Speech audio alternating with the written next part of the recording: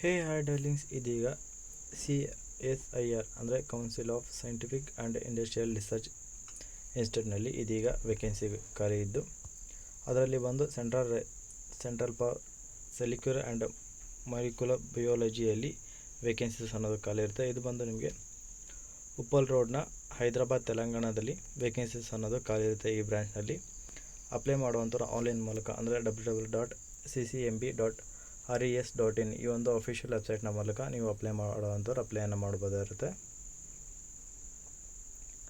ಇನ್ನು ಈ ಒಂದು ವೇಕೆನ್ಸಿ ಅಪ್ಲೈ ಮಾಡಲು ಈಗಾಗಲೇ ಶುರುವಾಗಿದ್ದು ಮೇ 26ನೇ ತಾರೀಕು ಅಪ್ಲೈ ಮಾಡಲು ಕೊನೆ ದಿನಾಂಕ ಆಗಿರುತ್ತೆ. ಅಪ್ಲೈ ಮಾಡುವಂಥವ್ರು ಈ ಒಂದು ವಿಡಿಯೋನ ಫುಲ್ ನೋಡಿ. ಅದಕ್ಕೆ ಮುಂಚೆ ನಮ್ಮ ಚಾನಲ್ ಯಾರೆಲ್ಲ ಹೊಸ ವಿಡಿಯೋ ನೋಡ್ತಿರೋಂಥವ್ರು ಆದರೆ ಪ್ಲೀಸ್ ನಮ್ಮ ಚಾನಲ್ ಸಬ್ಸ್ಕ್ರೈಬ್ ಮಾಡಿಕೊಂಡು ಸಪೋರ್ಟ್ ಮಾಡಿಕೊಡಿ. ಇನ್ನು ಯಾರೆಲ್ಲ ಅಪ್ಲಿಕೇಶನ್ನ ರೆಸಿಪ್ಟ್ನ ಆರ್ಡ್ ಕಾಪೀಸ್ನ ಸಬ್ಮಿಟ್ ಮಾಡೋವಂಥವ್ರು ನಿಮಗೆ ಜೂನ್ 5ನೇ ತಾರೀಕು ಸಂಜೆ 6 ಗಂಟೆವರೆಗೂ ನಿಮಗೆ ಟೈಮ್ ಅನ್ನೋದು ಇರುತ್ತೆ. ಇದರಲ್ಲಿ ಬಂದು ನಿಮಗೆ TO ಅಂದರೆ ಟೆಕ್ನಿಕಲ್ ಆಫೀಸರ್ನ ವೇಕೆನ್ಸೀಸ್ ಖಾಲಿ ಇದ್ದು, ನೀವು ಜಸ್ಟ್ 4 ವೇಕೆನ್ಸಿ ಮಾತ್ರ ಖಾಲಿ ಇರುತ್ತೆ. ನೀವೇನಾದರೂ ನಿಮಗೆ ಇದರಲ್ಲಿ ಆಯ್ಕೆ ಆದ್ರಪ್ಪ ಅಂತಂದರೆ ಮಿನಿಮಮ್ ಸ್ಯಾಲ್ರಿ ಬಂದು 91,000ದಿಂದ ಶುರುವಾಗ್ತಾ ಇದ್ದು, ಇದ್ರ ಜೊತೆಗೆ ಹಲವಾರು ಅಲವೆನ್ಸಸ್ ಕೂಡ ಇರುತ್ತೆ. ಇನ್ನು ಇದರಲ್ಲಿ ಮ್ಯಾಕ್ಸಿಮಮ್ ಏಜ್ 30 ವರ್ಷ ಆಗಿದೆ. ಇದರಲ್ಲಿ ಪ್ಲಸ್ ಏಜ್ ರಿಲೇಷನ್ ಕೂಡ ನೀಡ್ತಾ ಇದೆ. ಇದರಲ್ಲಿ ಬಂದು 4 ವೇಕೆನ್ಸಿ ಬಂದು UR EWS ಮತ್ತು SC ಕ್ಯಾಟಗರಿಗೆ ರಿಸರ್ವೇಷನ್ ಮಾಡಲಾಗಿರುತ್ತೆ. ಇನ್ನು ಎಜುಕೇಷನ್ ಕ್ವಾಲಿಫಿಕೇಷನ್ ಬಂದು MSc ಇನ್ ಹಾಸ್ಪಿಟಾಲಜಿ ಅಡ್ಮಿನಿಸ್ಟ್ರೇಷನ್ ಆ್ಯಂಡ್ ಅಥವಾ ಹಾಸ್ಪಿಟಾಲಜಿ ಮ್ಯಾನೇಜ್ಮೆಂಟ್ ವಿತ್ ಮಿನಿಮಮ್ 55 ಮಾರ್ಕ್ಸೊಂದಿಗೆ ಪಾಸ್ ಆಗಿರೋವಂಥವ್ರು ಈ ಒಂದು ವೇಕೆನ್ಸಿಗೆ ಅಪ್ಲೈಯನ್ನು ಮಾಡ್ಬೋದಾಗುತ್ತೆ. ಇನ್ನು ಇದ್ರ ಜೊತೆಗೆ ಸ್ಯಾಲ್ರಿ ನಿಮಗೆ ಜೊತೆಗೆ ಬೇರೆ ಸಿಗುವಂಥ ಬೆನಿಫಿಟ್ಸ್ ಆಗಿ ಕೌನ್ಸಿಲ್ ಸರ್ವಿಸಸನ್ನು ನೋಡೋದಾದರೆ, ಮೊದಲನೇದಾಗಿ ಯೂಶುವಲ್ ಅಲವೆನ್ಸಸ್ ಆದ dearness allowance, house rent allowance, TA ಅಂದರೆ ಟ್ರಾನ್ಸ್ಪೋರ್ಟ್ ಅಲವೆನ್ಸ್ ಸಿಗುತ್ತೆ. ಇನ್ನು ಇದ್ರ ಜೊತೆಗೆ ನಿಮಗೆ benefits of such as medical expenses, leave, travel concession ಮತ್ತು ಚಿಲ್ಡ್ರನ್ ಎಜುಕೇಷನ್ ಅಲವೆನ್ಸ್ ಮತ್ತು ಪರ್ಸ್ನಲ್ ಕಂಪ್ಯೂಟರ್ ಅಡ್ವಾನ್ಸ್ ಮತ್ತು ಹೌಸ್ ಬಿಲ್ಡಿಂಗ್ ಅಡ್ವಾನ್ಸ್ ಇವೆಲ್ಲ ನಿಮಗೆ ಅಲವೆನ್ಸಸ್ ಆಗಿ ಮತ್ತು ಸರ್ವಿಸಸ್ ಆಗಿ ನಿಮಗೆ ಸಿಗುತ್ತೆ. ಇದ್ರ ಜೊತೆಗೆ ನಿಮಗೆ ನ್ಯಾಷನಲ್ ಪೆನ್ಷನ್ ಸ್ಕೀಮ್ ಕೂಡ ಆ್ಯಡ್ ಆಗುತ್ತೆ. ಇನ್ನು ಅದರ್ ಕಂಡೀಷನ್ ಬಂದು ಇದರಾಗೆ ಅಪ್ಲೈ ಮಾಡುವಂಥವ್ರು ಮೇಯ್ನಾಗಿ ಇಂಡಿಯನ್ ಆಗಿರೋವಂಥವ್ರು ಅಪ್ಲೈನ ಮಾಡ್ಬೋದಾಗುತ್ತೆ.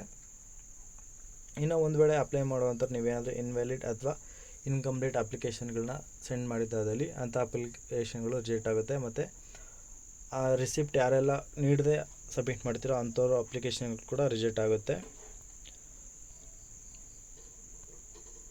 ಸೊ ಯಾರೆಲ್ಲ ಆನ್ಲೈನಲ್ಲಿ ಅಪ್ಲೈ ಮಾಡುವಂಥವ್ರು ಆಫ್ಲೈನ್ ಮೂಲಕವು ಅಂದರೆ ಪೋಸ್ಟ್ ಮುಖಾಂತರ ನೀವು ರಿಸಿಪ್ಟನ್ನ ಸೆಂಡ್ ಮಾಡಬೇಕಾಗುತ್ತೆ. ಅಥವಾ ಆಫ್ಲೈನ್ ಮೂಲಕ ಸೆಂಡ್ ಮಾಡುವಂಥವ್ರು ಅಮೌಂಟ್ನ ಪೇ ಮಾಡಿಬಿಟ್ಟು ಅದನ್ನು ಡಾಕ್ಯುಮೆಂಟ್ ಅಟ್ಯಾಚ್ ಮಾಡಿಬಿಟ್ಟು ಕೂಡ ಸೆಂಡ್ ಮಾಡ್ಬೋದಾಗಿರುತ್ತೆ. ಇನ್ನು ಇದರಲ್ಲಿ ಮ್ಯಾಕ್ಸಿಮಮ್ ಏಜ್ 30 ಇಯರ್ಸ್ ಆಗಿದ್ದು ಪ್ಲಸ್ ಏಜ್ ರಿಲ್ಯಾಕ್ಷನ್ ಕೂಡ ನೀವು ಸಿಗ್ತಾಯಿದೆ. ಅದರಲ್ಲಿ SC ಕ್ಯಾಟಗರಿಗೆ 5 ಇಯರ್ಸ್, ಯಾರೆಲ್ಲ PWBD ಕ್ಯಾಟಗರಿಗೆ 10 to 15 ಇಯರ್ಸ್ ಮತ್ತು ಎಕ್ಸ್-ಸರ್ವಿಸ್ಮೆನ್ ಅಭ್ಯರ್ಥಿಗೆ 3 to 8 ಇಯರ್ಸ್ವರೆಗೂ ಸಿಗುತ್ತೆ. ಇನ್ನು ಯಾರೆಲ್ಲ ಗೌರ್ಮೆಂಟ್ ಅಥವಾ ಸೆಂಟ್ರಲ್ ಗೌರ್ಮೆಂಟಲ್ಲಿ ಕೆಲಸ ಮಾಡಿರೋಂಥವ್ರಿಗೆ ಅಪ್ ಟು 5 ಇಯರ್ಸ್ವರೆಗೂ ಸಿಗುತ್ತೆ. ಇನ್ನು ಯಾರೆಲ್ಲ ವುಮೆನ್ ಇದ್ದೀರೋ ಮತ್ತು ಡೈವರ್ಸ್ ಆಗಿರೋ ವುಮೆನ್ ಇದ್ದೀರೋ ಅಂಥವ್ರಿಗೆ 35 to 40 ಇಯರ್ಸ್ವರೆಗೂ ಏಜ್ ರಿಲ್ಯಾಕ್ಷನ್ ಕೂಡ ಸಿಗ್ತಾಯಿತ್ತು. ಇದರಲ್ಲಿ ಮಿನಿಮಮ್ ಏಜ್ ಒಂದು 18 ಇಯರ್ಸಿಂದ ಇರುವಂಥವ್ರು ಅಪ್ಲೈನ ಮಾಡ್ಬೋದಾಗಿರುತ್ತೆ.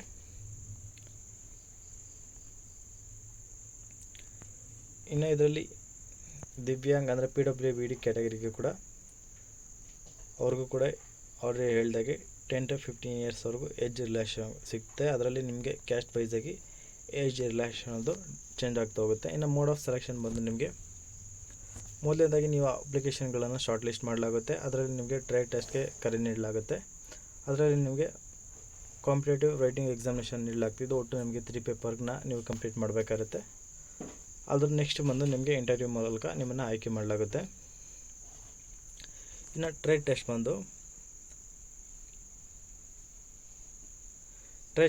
ಬಂದು ಕಾಂಪಿಟೇಟಿವ್ ರೈಟಿಂಗ್ ಎಕ್ಸಾಮಿನೇಷನ್ ನೀಡಲಾಗುತ್ತೆ. ಮೊದಲನೇದಾಗಿ ಟ್ರೈಲ್ ಟೆಸ್ಟ್ ಇರುತ್ತೆ. ನೆಕ್ಸ್ಟೇದಾಗಿ ಸ್ಟೇಜ್ 2 ಬಂದು ಕಾಂಪಿಟೇಟಿವ್ ರೈಟಿಂಗ್ ಎಕ್ಸಾಮಿನೇಷನ್ ಇರುತ್ತೆ. ಅದರಲ್ಲಿ ಬಂದು ನಿಮಗೆ 200 ಮಾರ್ಕ್ಸ್ಗೆ 3 ಅವರ್ಸ್ ಟೈಮಲ್ಲಿ ನೀವು ಎಕ್ಸಾಮನ್ನು ಕಂಪ್ಲೀಟ್ ಮಾಡಬೇಕಾಗಿದೆ. ಇದು ಬಂದು post graduation diploma, post graduation BE BTech complete ಮಾಡಿರೋವಂಥವ್ರಿಗಾಗಿದ್ದು ಇದರಲ್ಲಿ ಹಿಂದಿ ಆಗಿ ಇಂಗ್ಲೀಷ್ ಲ್ಯಾಂಗ್ವೇಜ್ 2 ಲ್ಯಾಂಗ್ವೇಜಲ್ಲಿ ನಿಮಗೆ ಎಕ್ಸಾಮನ್ನು ಬರಿಬೋದಾಗಿದ್ದು ಆ್ಯಂಡ್ ಇದರಲ್ಲಿ ನಿಮಗೆ ನೆಕ್ಸ್ಟ್ ಬಂದು ಪೇಪರ್ 1 ಇದು ಬಂದು ನಿಮಗೆ 50 ಮಾರ್ಕ್ಸ್ಗೆ 1 ಅವರ್ ಟೈಮಲ್ಲಿ ಕಂಪ್ಲೀಟ್ ಮಾಡಬೇಕಾಗುತ್ತೆ 100 ಮಾರ್ಕ್ಸ್ಗೆ. ಇನ್ನು ಪೇಪರ್ 2 ಬಂದು 30 ಮಿನಿಟ್ಸಲ್ಲಿ ಕಂಪ್ಲೀಟ್ ಮಾಡಬೇಕಾಗಿದ್ದು ಇದು 150 ಮಾರ್ಕ್ಸ್ಗೆ ನೀವು ಕಂಪ್ಲೀಟ್ ಮಾಡಬೇಕಾಗಿರುತ್ತೆ. ಇದರಲ್ಲಿ ನೀವು ಪ್ರತಿಯೊಂದು ನೆಗೆಟಿವ್ ಮಾರ್ಕ್ಸ್ ಆನ್ಸರ್ಗೆ 1 ನೆಗೆಟಿವ್ ಮಾರ್ಕ್ಸ್ನ ಕಟ್ ಮಾಡಲಾಗುತ್ತೆ. ನೆಕ್ಸ್ಟ್ ಬಂದು ಪೇಪರ್ 3 1.5 ಅವರ್ ಟೈಮ್ ಇರುತ್ತೆ. 300 ಮಾರ್ಕ್ಸ್ಗೆ ನೀವು ಎಕ್ಸಾಮನ್ನು ಬರೀಬೇಕಾಗಿದ್ದು ಇದರಲ್ಲೂ ಕೂಡ ಪ್ರತಿಯೊಂದು ರಾಂಗ್ ಆನ್ಸರ್ಗೂ ಕೂಡ 1 ಮಾರ್ಕ್ಸ್ನ ಕಟ್ ಮಾಡಲಾಗುತ್ತೆ. ಹಾಗೆ ನಿಮಗೆ ನೀವು ಸ್ಟೇಜ್ 1ನಲ್ಲಿ ಅಂದರೆ ಪೇಪರ್ 1ನಲ್ಲಿ ಹೇಗೆ ಪರ್ಫಾರ್ಮೆನ್ಸ್ ಮಾಡಿದಿರ ಆ ಆಧಾರದ ಮೇಲೆ ನಿಮಗೆ ಪೇಪರ್ 2 ಪೇಪರ್ 3ನ ಅಲಾಟ್ ಮಾಡಲಾಗುತ್ತೆ.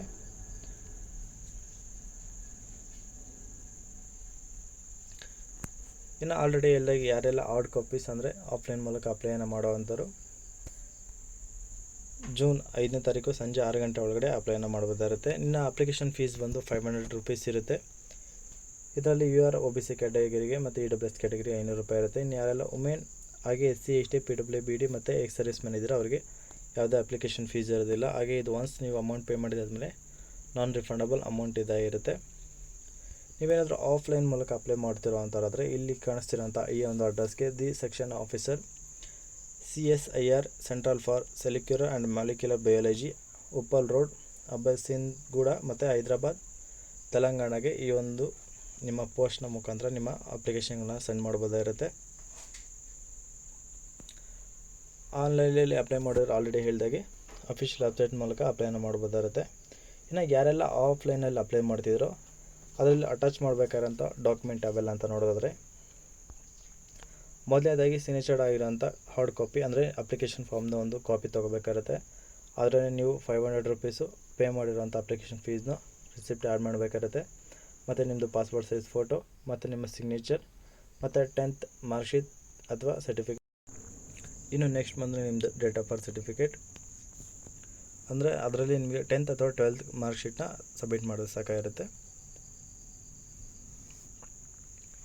ಇನ್ನು ನೆಕ್ಸ್ಟ್ ಬಂದು ನಿಮ್ಮದು 10th ಅಥವಾ 12th ಮತ್ತು ಡಿಪ್ಲೊಮಾ ಸರ್ಟಿಫಿಕೇಟ್ ಮಾರ್ಕ್ಶೀಟ್ಸ್ ಮತ್ತು ಗ್ರ್ಯಾಜುಯೇಷನ್ ಆ್ಯಂಡ್ ಮಾರ್ಕ್ಶೀಟ್ ಮತ್ತು ಪೋಸ್ಟ್ ಗ್ರ್ಯಾಜುಯೇಷನ್ ಸರ್ಟಿಫಿಕೇಟ್ ಅಥವಾ ಮಾರ್ಕ್ಶೀಟ್ಸ್ ಆ್ಯಂಡ್ ಹೈಯರ್ ಎಜುಕೇಷನ್ ಏನಾದರೂ ಮುಗಿಸಿದ್ರೆ ಅದು ಕೂಡ ಸಬ್ಮಿಟ್ ಮಾಡ್ಬೋದಾಗಿರುತ್ತೆ. ಹಾಗೆ ನಿಮ್ಮದು CGP ಅಥವಾ SGPA ಮುಗಿಸಿರೋ ಅಂಥ ಕೊನೆಯಲ್ಲಿ ಸಿಗೋವಂಥ ಆ ಒಂದು ಸರ್ಟಿಫಿಕೇಟ್ ಕೂಡ ನೀಡಬೇಕಾಗುತ್ತೆ. ಒಂದು ವೇಳೆ ನೀವು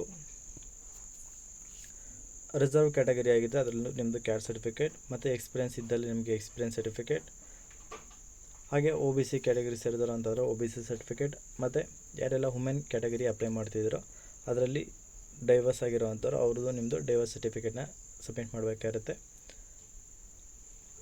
ಇನ್ನು ನೆಕ್ಸ್ಟ್ ಬಂದು ಗೌರ್ಮೆಂಟ್ ಆಫೀಸರ್ಸ್ ಏನಾದರೂ ಅಂದರೆ ಜಾಬಲ್ಲಿ ಇರೋ ಅಂಥವ್ರು ಅಪ್ಲೈ ಮಾಡ್ತಿದ್ದಾರೆ ನೋ ಆಬ್ಜೆಕ್ಟಿವ್ ಸರ್ಟಿಫಿಕೇಟ್ಸ್. ನೆಕ್ಸ್ಟ್ ಬಂದು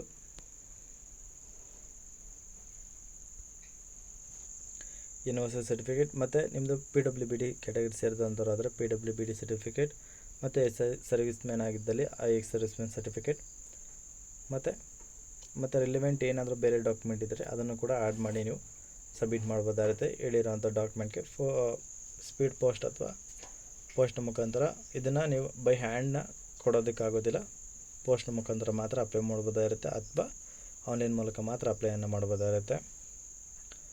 ಸೊ ಇದಾಗಿರುತ್ತೆ ಇವತ್ತಿನ ವೀಡಿಯೋ. ಈ ಒಂದು ವೀಡಿಯೋದ ಬಗ್ಗೆ ನಿಮ್ಗೆ ಏನಾದರೂ ಡೌಟ್ ಇತ್ತಪ್ಪ ಅಂದರೆ ಕಮೆಂಟ್ ಮಾಡಿ.